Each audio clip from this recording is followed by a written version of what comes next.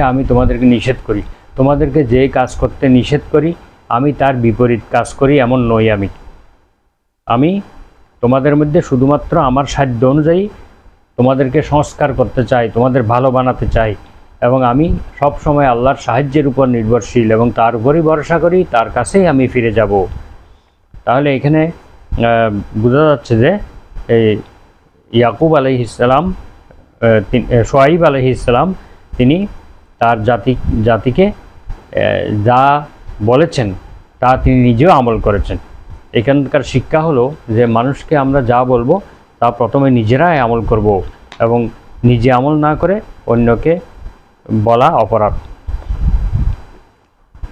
তো সুতরাং ভালো কাজ করতে বলা ওয়াজিব এবং নিজে করাও ওয়াজিব।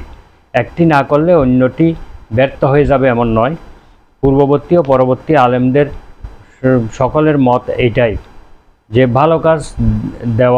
ভালো কাজের আদেশ দেওয়ার কারণে সে একটা পুণ্য লাভ করবে, কিন্তু না করার কারণে সে আরেকটা জন্য গুনাহগার হবে। যদিও কতগুলো লোকের মত এই যে যারা নিজেরা খারাপ কাজ করে তারা যেন অপরকে ভালো কাজের কথা না বলে। অনেক লোক আছে তারা রাগ হয়ে যায় যে তুমি তো ভালো কাজ করো না, তুমি কেন ভালো কাজের আদেশ দিতে এসেছো। কিন্তু এই বিষয়টা সঠিক নয়।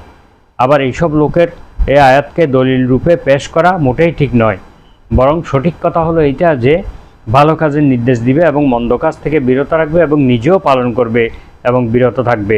যদি দুটাই ছেড়ে দেয় তাহলে দ্বিগুণ পাপী হবে, একটা ছাড়লে একগুণ পাপী হবে। মুসনাদে আহমদের একটি হাদিসে এসেছে, রাসূলুল্লাহ সাল্লাল্লাহু আলাইহি ওয়াসাল্লাম ইরশাদ করেছেন, আন আনাস ইবনে মালিক রাদিয়াল্লাহু আনহু ক্বালা রাসূলুল্লাহ সাল্লাল্লাহু আলাইহি ওয়াসাল্লাম। আনাস ইবনে মালিক রাদিয়াল্লাহু আনহু থেকে বর্ণিত, মহানবী সাল্লাল্লাহু আলাইহি ওয়াসাল্লাম ইরশাদ করেছেন, মারারতু লাইলাতান উসরিয়া বি, আমি মিরাজের রাত্রে এমন একটি সম্প্রদায়ের পাশ দিয়ে আমি অতিক্রম করেছি, তুকরাজু শাফাহুহুম বিমাকারিদা মিন নারিন, যাদের ঠোঁটগুলো আগুনের কাঁচি দ্বারা কাটা হচ্ছে, জাহান্নামের মধ্যে। কুল্লামা কুরিদাত আদাত, যখনই তাদের ঠোঁট কাটা হয় পরক্ষণেই আবার ঠোঁট ভালো হয়ে যাচ্ছে। এভাবে বারবার কাটা হচ্ছে, বারবার ঠোঁট ভালো হয়ে যাচ্ছে।